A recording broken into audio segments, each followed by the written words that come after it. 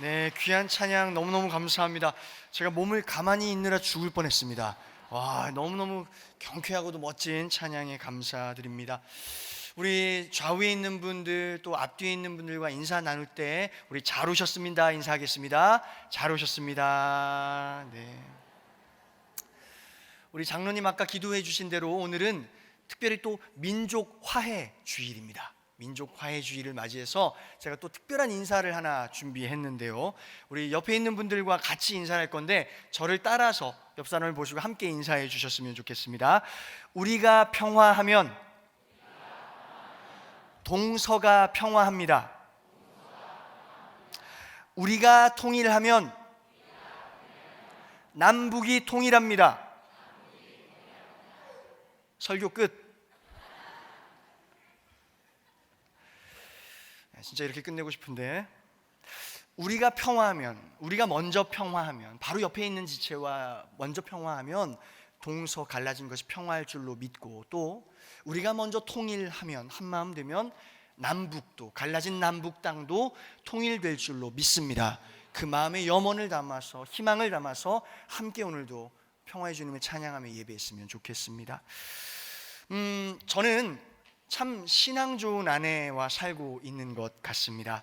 지난주 축구 기억하십니까? 우크라이나와의 결승전이 있었죠. 저도 우연찮게 저희 아내와 함께 그 축구를 보게 되었습니다. 축구를 보는데 저희 아내가 약간 위험한 순간 있죠. 약간 위기의 순간 때마다 이런 얘기를 하는 겁니다. 주여 주여, 주여, 주여, 어떻게, 주여, 이렇게 하는 겁니다. 이 모습을 보고 우리 아내가 진짜 신앙심이 정말 대단하구나, 이런 생각을 제가 하게 되었습니다. 하지만 아쉽게도 애타게 주님을 찾던 그녀의 기대와는 달리 우리 대한민국의 팀은 역전패를 당하고 말았죠. 물론 준우승도 엄청난 겁니다. 너무나도 대단한 거고 박수 쳐줄 만한 일인데, 그것을 떠나서 그게 중요한 게 아니라 제가 그 상황을 보면서 문득 든 생각이 있었던 겁니다. 지금 이 시간에 우크라이나에는 우리 아내보다 훨씬 믿음이 좋은 사람이 있었구나. 훨씬 더 애타게 주여 우리 우크라이나가 이기게 해주시옵소서 이렇게 기도하는 사람이 있었구나. 그래서 우리가 졌구나, 그런 생각을 해보게 되었습니다. 웃자고 한 얘기지만 가끔은 그런 생각이 들지 않으십니까? 어떤 중요한 대회나 중요한 경기를 앞두면 간절해지죠. 간절해지는 게 뭐냐면 우리의 승리가, 주님께서 우리의 승리를 위해 일해 주시길 우린 기도하게 되고 간절해지게 되는 것 같습니다. 우리가 좀 승리할 수 있도록 도와주십시오 주님, 이런 거죠. 근데 한번 상상을 해보자는 겁니다. 바로 그 시간에, 똑같은 시간에 저희 상대편에 있는 사람들도 크리스천이라 치면 그들도 혹시 이 시간에 주님 우리가 승리할 수 있도록 도와주십시오 이렇게 기도한다면 하나님께서는 누구의 기도를 들어주셔야 할까요? 이런 재미난 상상을 제가 해보면서 말씀을 준비하게 되었습니다. 누구의 기도를 들어주실까? 조금이라도 일찍 기도를 시작한 사람의 기도를 들어주실까요? 아니면 한 30초라도 조금 더 오랫동안 남아서 기도한 사람의 기도를 들어주실까요? 아니면 목소리를 막 주여! 이 정도 소리를 내는, 고음을 내는 그런 기도의 사람의 기도를 들어주실까? 누구의 기도를 들어주실까요? 우리는 대부분 하나님께서 내 편 들어주길 원합니다. 이런 노래도 있습니다. 아시는 분들은 같이 불러주세요. 좋으신 하나님, 좋으신 하나님, 참 좋으신 나의 편 하나님. 내 편 들어주는 하나님은 좋지만 내 편이 아니라 저 사람 편 들어주는 하나님은 싫습니다. 아닙니다. 또 노골적으로 좀 더 얘기하면 내 편 안 들어주는 하나님은 아예 하나님 아니다라고 여기는 마음이 우리 안에 있는지도 모르겠습니다. 우리는 내 편 들어주는 하나님만 믿으려고 하는 그런 경향이 있지 않나 한번 생각해 보았으면 좋겠습니다. 말씀도 그렇습니다. 내 편을 들어주는 듯한 말씀이 들려올 때는 그렇게 은혜가 될 수 없습니다. 너무너무 좋은 겁니다. 근데 그 말씀을 들을 때에 저 말씀 앞에 내 뜻을, 내 뜻을 굽혀야 하는 그런 말씀이 내게 다가온다면 그렇게 불편하고 싫을 수가 없죠. 우리들의 마음이죠. 안 듣습니다. 그래서 저 말씀 들으니까 내 편 안 들어주는 것 같은 말씀이네 하면 그럼 나도 안 들어 하는 게 어쩌면 우리의 모습이 아닌가 싶습니다. 오늘 설교의 제목은 하늘은 언제나 나의 편이라 하는 제목입니다. 이 말씀의 제목만 보고 오신 여러분들 너무 감성적이고 또 너무 위로가 되는 말씀이겠구나 하고 오셨겠죠.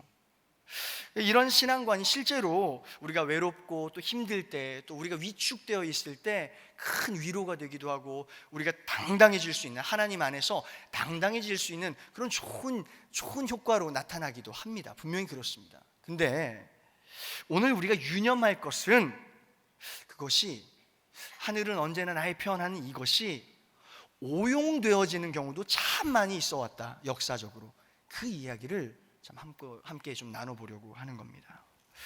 대표적인 예로 11세기 말부터 13세기 말까지 일어났던 십자군 전쟁, 여러분 기억하시죠? 알고 계시죠? 주의 진리 위해 십자가 군기 하늘 높이 쳐들고 나가세 주 예수만을 위하여 이렇게 나가서 참 무자비하게도 사람들을 학살하고 죽이고 했던 그 전쟁이 바로 십자군 전쟁이었죠.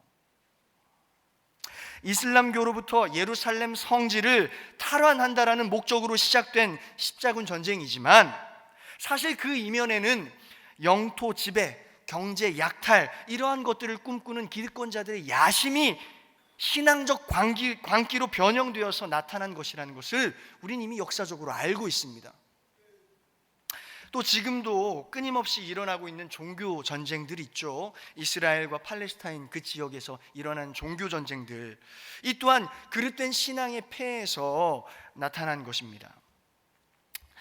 폭탄 테러로 무고한 시민들을 해하면서도 테러리스트들은 그 화면 영상 앞에 나와서 당당하게 이렇게 얘기합니다. 이것은 신의 뜻입니다. 우리가 행한 이것은 하늘의 뜻입니다. 이렇게 너무나도 당당하게 얘기합니다. 이 얼마나 믿음이 좋은 모습입니까? 너무나도 믿음이 좋아서 사람들을 마구마구 죽입니다. 이런 일들이 지금도 일어나고 있다는 거예요. 하늘은 언제나 나의 편일 것이다 하는 그 신앙이 만들어내는 폐해 중에 하나입니다. 그뿐 아니죠. 일일이 다 언급할 수도 없을 만큼 참 수많은 많은 이들이 하나님의 이름으로, 하나님의 이름을 걸고 복수를 맹세하고 자신들이 일으키는 그 전쟁을 합리화, 정당화하고 있는 그런 모습들이 참 많이 있었습니다. 여러분과 질문을 한번 나누고 싶습니다. 정말로 우리가 믿는 하나님이 그들의 주장대로 그들의 편이었을까요? 이 질문을 여러분과 나누고 싶습니다. 기사 하나를 읽어드립니다. 2019년 5월 2일자 조선일보에 나온 기사입니다. 제목: 강남구 대형교회에서 70여 명 신도 패싸움, 원로 목사 대 담임 목사. 강남구 대치동 S교회에서 원로 목사 측 20여 명과 담임 목사 측 50여 명 사이에 패싸움이 발생했다. S교회는 신도 2만여 명을 가진 대형교회 중 하나다. 2만여 명이 모입니다. 양측은 소화기, 호신용 스프레이 등을 서로에게 뿌리며 3시간가량 싸움을 벌였다. 이 과정에서 원로 목사 측 2명과 담임 목사 측 2명, 총 4명이 부상을 입고 병원으로 실려간 것으로 알려졌다. 상황이 심화되면서 수서경찰서 서장이 직접 나와 현장 상황을 지휘할 정도였고, 우발 상황에 대비 경찰 타격대도 현장 배치됐던 것으로 알려졌다. 이날 패싸움은 교회 내 주요 의사결정기구인 당회 개최 문제를 놓고 벌어진 것으로 알려졌다. 양측은 향후 고소장을 접수하겠다고 자, 여기서 퀴즈입니다. 우리 하나님은 여기서 원로 목사 편일까요? 아니면 담임 목사 편일까요? 우리 교회도 아니고 사실 자세한 내막이야 들여다봐야 알겠지만, 들여다보지 않아도 분명히 알 수 있을 만한 것 하나는 이거죠. 패싸움을 선택한 양쪽 모두 하나님의 편은 적어도 아니었겠다, 그런 생각을 해봅니다. 오늘 본문 마가복음 3장 22절을 다시 한번 읽어볼까요? 자, 함께 읽습니다. 시작. 예루살렘에서 내려온 서기관들은 그가 바알세불이 집혔다 하며 또 귀신의 왕을 힘입어 귀신을 쫓아낸다 하니, 서기관들이 예루살렘으로부터 왔다, 급하게 내려왔다고 합니다. 왜 왔을까요? 우린 다 알고 있습니다. 예수를 잡으려 온 것입니다. 예수를 죽이려고 온 것입니다. 근데 예수를 잡기 위해서 그들이 선택했던 방법이 하나 있는데요, 요즘에 아주 유명한, 요즘에 참 많이 나오는 방법 중에 하나입니다. 저를 한번 따라해 주세요. 가짜뉴스. 그들의 방법은 가짜뉴스를 만들어내는 것이었습니다. 예수가 많은 병자들을 고치고 귀신 들린 사람한테서 귀신도 빼주고 가난한 사람들을 막 먹여주고 이런 좋은 일 많이 하지. 근데 그거 있잖아, 다 사실 귀신 들려서 하는 일이야, 이런 소문을 내기 시작하는 겁니다. 바알세불 알지? 그 귀신의 왕, 그거에 씌여가지고는 그 마술 같은 일들을 하고 있는 거라니까.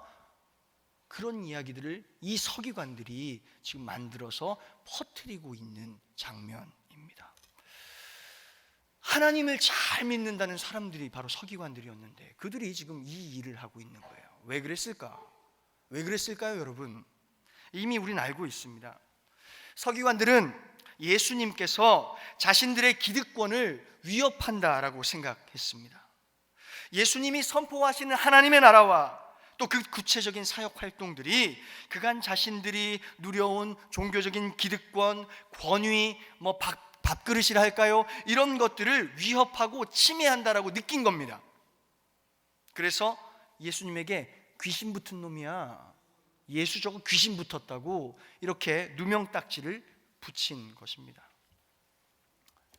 근데 더 놀라운 것은 뭐냐면 방금 이야기한 대로 지금 예수를 잡으려고, 지금 예수를 죽이려고 하는 저들이 당시에 하나님을 가장 잘 믿는다고 여겨지던 사람들이었다라는 겁니다. 소위 말하는 율법 전문가, 하나님 말씀을 가르치는 사람들. 그래서 회당에 가면 늘 사람들이 오셨습니까 선생님, 라삐어 하면서 사람들이 막 이렇게 인사하고 늘 인사받는 사람들이 바로 이 서기관들이었다라는 겁니다. 사람들을 보면서 종교적으로 너는 되고 너는 안 돼, 너는 봤더니 오케이 이 정도 했으니까 천국 가겠네, 나한테 하는 걸 보니까 천국 가겠어, 근데 넌 지옥이야 임마, 이렇게 하는, 계속해서 사람들을 가르고 스스로를, 잘 들으세요, 스스로를 기준이다라고 외치던 그런 사람들. 그들은 한결같이 이렇게 주장해 왔습니다. 하늘은 언제나 나의 편이야. 하늘은 언제나 나의 편이야. 늘 그래왔고 앞으로도 그럴 거야. 하나님은 내 편이야. 그런데 가만 보니까 너는 내 편 아니네. 오케이, 넌 지옥. 그래, 너는 내 편이구나. 오케이, 그럼 너는 천국. 이렇게 끊임없이 자신이 기준되어서 사람들을 갈라놓는 일을 하던 사람들이 바로 이 서기관들이었다라는 겁니다. 참 아픈 이야기지만 옛날부터 우리 한국 교계에도 저는 이렇게 표현하고 싶어요. 못난 목사님들 좀 있었죠. 못난 목사님들, 못난 목회자들 이런 거 많이 했습니다. 교회에서 자기 말 안 듣는 그런 교인이나 성도 있을 때에 무슨 악한 영이 틈탄 것 같다고 우리 함께 대적기도 하자고 막 강단에서 이야기하면서 막 겁주고 정죄하고 매도하고 심지어 막 내쫓기도 하고, 이런 일들 물론 우리 교회는 없었을 것이고 앞으로도 없어야 하겠지만 우리 한국 교계에는 이런 일들이 참 많이 있어 왔죠. 우리가 알고 있습니다. 저는 이거 여담이지만 저는 어느 단체, 예전에 있던 단체에서 갸룻 유다 소리까지도 들어봤습니다. 말 안 듣는다고. 솔직히 말할까요? 저도 못난 목사입니다. 저도 못난 목사라서 가끔은 어떤 성도님들이나 어떤 막 청년들 말 안 듣고 막 이런 모습 볼 때 내가 저걸 가만둬? 막 이런 생각이 막 들 때가 있어요. 그런 유혹이 막 올라옵니다. 사람인지라, 못난 목사라서. 여러분 기도 많이 해주셔야 돼요.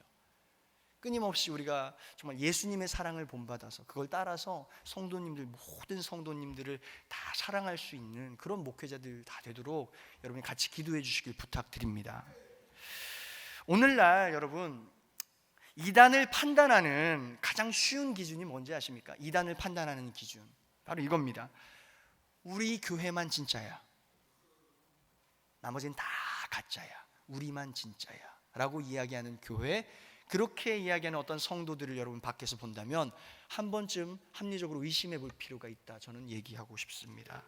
이단들이 그릇된 교리를 가르치는 것도 참 문제이지만 자기네 쪽으로 끌어들이기 위해서 악의적으로 의도적으로 다른 교회들을 비방하고 막 하는 것들, 그게 이단의 요즘에 주된 방법이라는 거예요.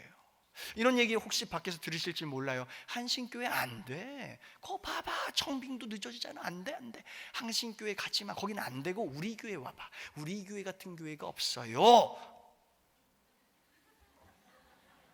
경계하시길 바랍니다. 교회를 누가 지킵니까? 교회는 물론 하나님이 보호하시는 것이지만 지금 이 자리에 계신 여러분들이 지켜주셔야 할 줄로 믿습니다. 여러분 주인, 하나님이 주인이시지만 여러분도 함께 꽃밭으로 일구어 나가야 할 여러분 책임이 있다라는 거잖아요.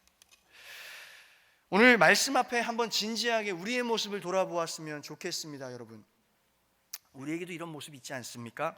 하늘은 언제나 나의 편, 하늘은 언제나 나의 편일 것이다 라고 얘기하면서 나만 하나님 편이고 내 뜻만 하나님 뜻이고 나와 다른 생각하고 나와 다른 이야기하는 너는, 내 편 지금 안 드는 너는 지금 하나님 뜻을 거스르고 있는 거야 라고 막 이렇게 저주하고 막 정죄하고 싶어지는 그런 마음의 욕망들, 실제로 그러면서도 사실 그 속에는 내 욕심, 내 고집, 내 아집, 내 이득, 내 기득권, 내 밥그릇이 숨겨져 있을 때가 훨씬 많지 않나, 솔직하게 한번 들여다보자는 겁니다. 저와 여러분 말이죠. 다시 한번 질문합니다. 하늘은 언제나 나의 편, 이 좋아 보이는 달콤한 말이 진짜 맞는 걸까요?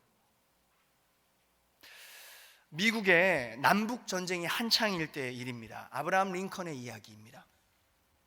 링컨은 당시 노예 해방을 위해서 전쟁에 임하고 있었습니다. 남군에 밀려 패전의 위기를 느낄 때쯤이었습니다. 링컨은 죽어가는 자신의 병사들을 바라보면서 너무 가슴 아파하며 기도했습니다.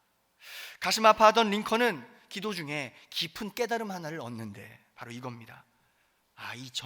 지금 이 전쟁은 사람의 힘으로는 종식시킬 수가 없구나, 이것을 깨달았습니다. 그래서 링컨은 그때부터 시작했습니다. 하루에 3시간 이상씩 하나님께 매달려 기도하기 시작했습니다. 이게 당연해 보이고 뭐 거창한 일이 아닌 것처럼 느껴질지 모르지만 당시 전쟁통이었다는 것을 가늠해 볼 때에 이건 엄청난 일이고 세상적으로 봤을 땐 말도 안 되는 겁니다. 지금 지도자가, 리더가 전쟁통에 막 총칼이 막 오는 그 과중에 3시간씩 하루에 기도를 했다, 골방에 틀어박혀서. 이거는 사실 세상이 봤을 때는 이건 말도 안 되는 일이죠. 근데 그것을 링컨이 했다라는 거예요. 근데 감사하게도 그 링컨의 모습, 기도하는 링컨의 모습을 본 그 주변의 참모들이 감동을 받았습니다. 그래서 링컨을 찾아가서 참모들이 이렇게 얘기합니다. 링컨님, 우리도 함께 기도하겠습니다. 우리도 당신과 함께 한 마음으로 기도하겠습니다. 하나님께 우리 편이 되어달라고, 우리가 승리할 수 있도록 우리와 함께 해달라고 우리도 같이 기도하겠습니다. 이렇게 얘기했답니다. 근데 그 말을 들은 링컨의 표정이 심상치 않아졌습니다. 갑자기 정색을 하면서 이렇게 얘기했답니다. 그런 기도라면 하지 마십시오. 그런 기도라면 절대 하지 마십시오. 의외의 반응을 보인 참모들은 어리둥절해 가면서 다시 물었습니다. 그럼 어떻게 기도할까요? 그때 링컨이 이렇게 대답합니다. 함께 읽어보겠습니다. 시작. 하나님이 우리 편이 되어주시길 기도하지 말고 우리가 하나님 편에 서 있게 해달라고 기도합시다. 아멘. 그렇습니다. 링컨이 하루에 3시간 이상씩 기도한 그 기도는 하나님 편에 서기 위한 기도였습니다. 하나님, 내 편 좀 들어주세요. 우리가 좀 승리했으면 좋겠는데 우리 편 좀 들어주십시오 라고 간절하게 매달리고 기도한 게 아닙니다. 그게 아니라 우리가 하나님 편에 설 수 있기를 원합니다. 우리가, 연약한 우리가, 지금 불가피하게 전쟁을 치르고 있는 연약한 죄 많은 우리가 하나님을 찾을 때에 부디 우리가 하나님 편에 설 수 있도록 인도해 주시옵소서라고 그런 기도를 드리며 나아갔던 겁니다. 이렇게 기도한 링컨, 여러분 다 아시다시피 결국 전쟁에서도 승리하고 그리고 노예 해방이라는 크고 선한 위대한 업적도 남기게 되었다는 것을 우리는 잘 알고 있습니다. 저를 한번 따라해 주세요. 하나님 편에 서는 믿음. 오늘 우리도 이 믿음을 갖기를 간절히 축원합니다. 제가 비록 어린 나이이지만 목회 기간이 엄청 짧지만 그럼에도 목회자로서 참 힘들다, 참 쉬운 게 아니구나, 어렵다라는 것을 느낄 때가 있습니다. 뭐 일이 많을 때 그런 게 아닙니다. 사역이 많아서 그런 게 아니에요. 그게 아니라 사람들이 참 쉽게 변하지 않는구나라는 것을 느낄 때 그렇습니다. 진지한 고민입니다. 예배를 그렇게 많이 드리는데 왜 예배자다운 삶은 살아내지 못하는 것일까? 그렇게 매주 많은 말씀들을 듣긴 듣는데 왜 행하지는 못하는 것일까? 그러한 모습을 볼 때에, 그런 광경들을 마주할 때 목회자로서 어린 목사지만 참 어렵구나, 목회라는 게 참 쉬운 게 아니구나, 나 같은 사람도 할 수 있을까 하는 생각을 하게 됩니다. 예배를 드리기는 하는데 예배가 최우선은 아닌 겁니다. 말씀을 듣기는 듣는 것 같은데 그 말씀이 내 삶의 기준은 안 되는 겁니다. 자, 여러분, 어떤 목사님께서 말씀하신 건데 가장 은혜롭지 못한 교회가 어떤 교회인지 아십니까? 회의가 긴 교회라고 합니다. 회의를 길게 하는 교회. 전제가 붙습니다. 예배와 기도보다 회의가 긴 교회, 가장 은혜롭지 못한 교회다라고 어떤 목사님께서 하셨어요. 우리 어떻습니까? 회의라는 것을 하기 전에, 시작 전에 잠깐 기도합니다. 아주 잠깐 기도하고, 대표 기도 잠깐 하고, 회의는 어떻게 합니까? 길게 합니다. 2시간, 3시간, 4시간, 5시간 막 끝장 토론 이런 것도 막 합니다. 길게 합니다. 어떤 행사를 하기에 앞서서 우리 예배를 드리긴 드립니다. 근데 어떻게 뭐라고 합니까? 식전 예배 이렇게 얘기합니다. 식전 예배라고 해서 아주 짧게 드려야 되고 아주 형식적으로 드립니다. 그 예배 때 설교 길게 하면 혼납니다. 목회자도. 식전 예배인데 왜 이렇게 길게 하냐고 이런 얘기를 하는 거죠. 그리고 나서 본식이라고 하죠. 본식, 그 행사는 정말 길게 아주 성대하게 유명하고 높은 분들 다 모셔다가 막 잔치합니다. 가장 높으신 하나님께 드리는 예배는 형식적으로 짧게 하면서 행사는 길게 합니다. 이게 우리의 현실이 아닌가 싶고, 진짜 이것이, 저는 이러한 것이 우리의 근본적인 문제다라고 저는 생각을 해보게 되었어요. 하나님께 드리는 예배가 최우선이 아닌 겁니다. 우리 행사가 더 급해요.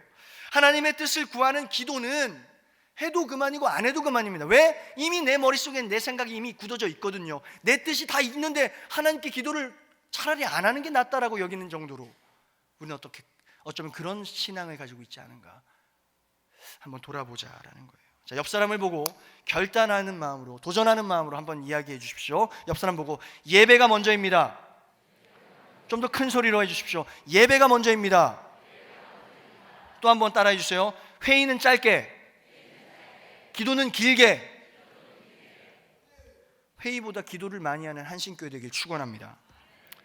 그렇습니다. 오늘 하나님을 내 편 만들 생각 좀 그만하고 우리가 하나님 편에 서보면 어떻겠습니까? 지금 제가 도전하고 있는 겁니다. 그렇다면 그 방법은 뭘까?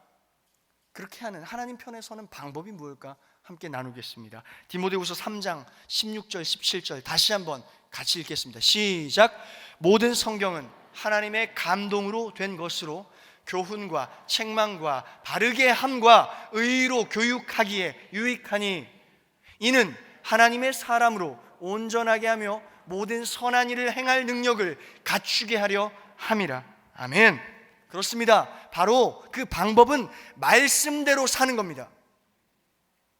아니, 뭐 너무 뻔한 얘기 아니에요, 목사님? 갑자기 결론이 그거예요? 너무 쉬운 얘기 아닙니까? 하실지도 모르겠습니다만 저는 아무리 생각하고 또 생각을 해봐도, 아무리 더 멋진 수식어구를 갖다 붙이면서 멋진 말을 만들어내려고 해도 안 생각나요. 생각이 나지 않아요. 이것밖에 없더라고요. 말씀대로 사는 것, 이것밖에 없다 생각이 들었어요.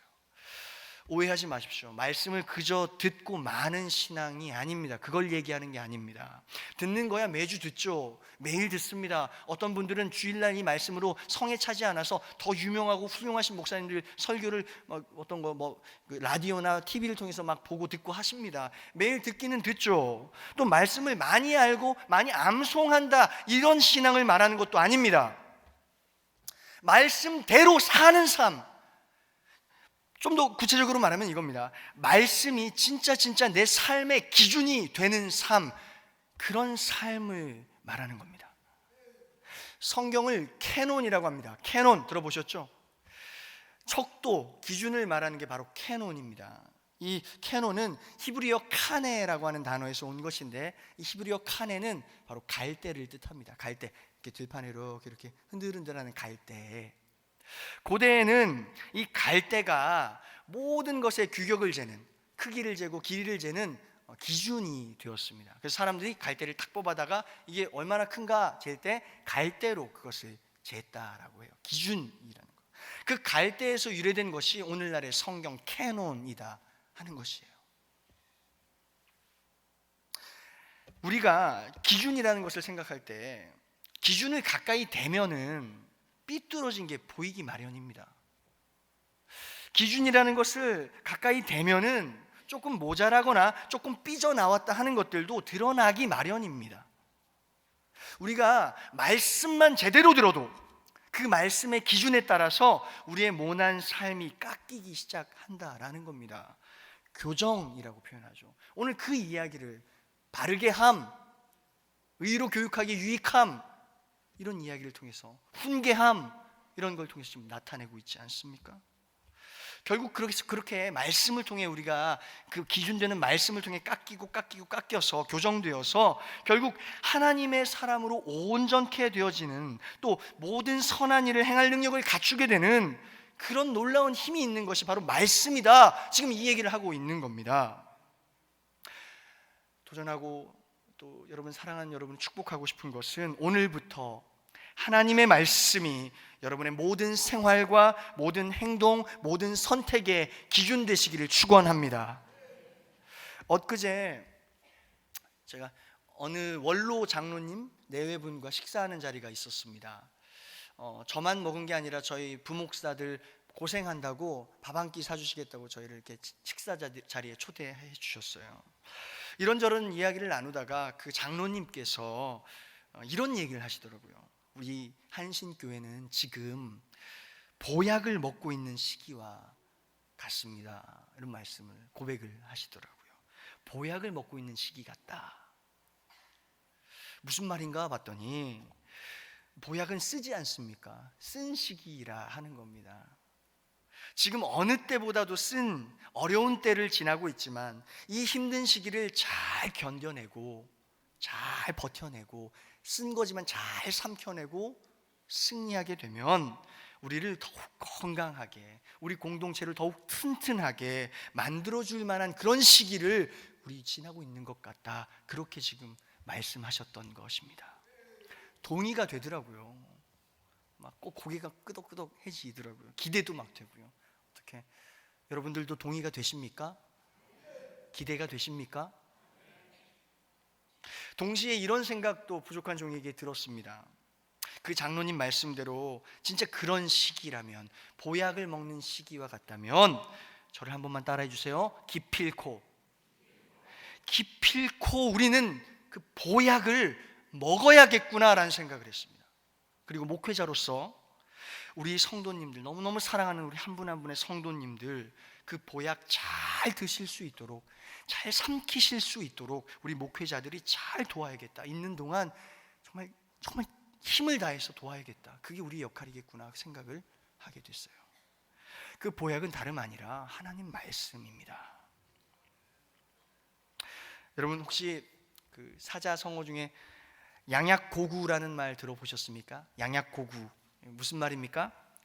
몸에 좋은 약일수록 입에는 쓰다. 양약고구입니다. 몸에 좋은 보약일수록 쓰다라는 것은 우리가 이미 경험적으로 알고 있습니다. 저도 어렸을 때 엄마가 뭐 좋은 약이라고 주셨을 때 딱 먹자마자 왜 이렇게 써? 이번 얘는 더 쓰네. 왜 이렇게 쓴 거야? 그러면 엄마가 늘 하시는 말씀이 좋은 약이라서 그래. 몸에 좋은 것일수록 쓴 거야. 이렇게 말씀하셨죠. 몸에 좋은 그 보약 우리 입에 쓰다고 뱉을 수 있습니까? 아닙니다. 못 뱉습니다. 우선 그 보약은 너무 비싼 거기 때문에 못 뱉기도 하고 너무 소중하고 귀한 것이기 때문에 못 뱉기도 하지만 더 중요한 건 비싸기 때문이 아니라 그 약이 진짜 우리를 건강하게 만들어주고 그 약이야말로 우리를 튼튼하게 만들어준다는 것을 우리가 믿기 때문에 우리는 엄마 말씀대로 보약을 뱉어버릴 수 없다라는 것입니다. 저는 여러분 정말 축복하기로 우리 한신교회 모든 성도님들 이 귀한 시기에 쓰면 뱉고 달면 삼키는 그런 신앙에서 벗어나 저를 한번 따라해 주세요. 양약고구 몸에 좋은 보약이 우리를 건강하게 해줄 거라는 그 믿음을 가지고 매주 하나님 말씀 앞에 나아가시길, 또 그 말씀에 순종하는 여러분 되시길 축원합니다. 그리고 오직 말씀을 기준 삼아서 모든 것을 선택하고 행동하는 저와 여러분 되시기를 바랍니다. 이 어린 목사의 진심이 여러분에게 느껴졌으면 좋겠습니다. 교회의 기준이 무엇일까요? 교회의 기준, 저는 교회의 기준 목사 아니라고 생각합니다. 목사가 교회의 기준이 아니라고 생각합니다. 안 계시니까 할 수 있는 말이겠지만 저는 담임 목사도 교회의 기준 아니라고 생각합니다. 아멘입니까? 장로도 교회의 기준 아니라고 생각합니다. 교회 오래 다닌 성도가 교회의 기준 아니라고 생각합니다. 오직 교회의 기준은 하나님 말씀, 영원하면서도 매일매일 새로운 우리를 깨닫게 하시고 새롭게 만드시는 그 하나님의 말씀인 줄로 믿습니다. 하나님은 언제나 나의 편일 것이라는 그 착각에서 좀 벗어났으면 좋겠습니다. 내 뜻, 내 아집, 내 욕망, 내 기득권, 내 취향, 이런 것들이 기준되는 것이 아니라 하나님의 말씀만, 오늘 나에게 새롭게 들려주는 그 하나님의 말씀하고 계시는 하나님의 뜻만이 나의 기준이 되어지고, 그런 삶을 하나님 편에 서서 살아가는 저와 여러분 모든 성도님들 되시길 마음 다해 축원합니다. 말씀을 마무리하겠습니다. 제가 아까 전에 신앙 좋은 아내랑 살고 있는 것 같다라고 말씀드렸죠. 근데 이제 제가 생각을 곰곰이 하면 할수록 진짜 신앙 좋은 사람은 우리 편 이기게 해달라고 기도하는 사람이 아니라 페어플레이를 위해 기도하는 사람, 그 최선을 다하는 페어플레이 그 자체만으로 명승부, 진짜 세기의 승부라고 하죠. 한 번도 본 적이 없는 명승부, 그것이 일어나길 기도하는 사람. 우리 편 좀 저도 괜찮으니까 서로 다치지만 않게 해주세요라고 기도하는 사람. 경기가 끝나고 승패를 뛰어넘어서 서로 마음 다해 축복해주고 이긴 사람 축하도 해주고 졌지만 격려해주고 안아줄 수 있는 그런 아름다운 결과를 기도할 수 있는 사람, 그것을 위해 기도하는 사람, 그런 사람이 진짜 신앙 좋은 사람이 아닐까 생각해 보았습니다. 함께 기도하겠습니다. 하나님 아버지, 우리 한신교회에 허락하신 이 시간이 보약을 먹는 시간 되기를 간절히 기도합니다. 당신의 말씀이 기준되어 우리의 모난 삶이 깎이길 소망합니다. 우리 한신교회의 모든 성도들 말씀에 순종하여 하나님의 사람으로 온전해지고 모든 선한 일을 행할 능력을 갖추게 되는 놀라운 은혜가 오늘 있기를 간절히 원합니다. 또한 하나님을 내 편으로 끌어당기는 신앙, 내 뜻이 하늘의 뜻이라고 우기는 신앙에서 벗어나 이제는 겸손하게 하나님의 편에 서길 원한다고 부디 연약한 나를, 우리를 이끌어 달라고 고백하며 나아가는 우리 모두가 되게 하여 주시옵소서.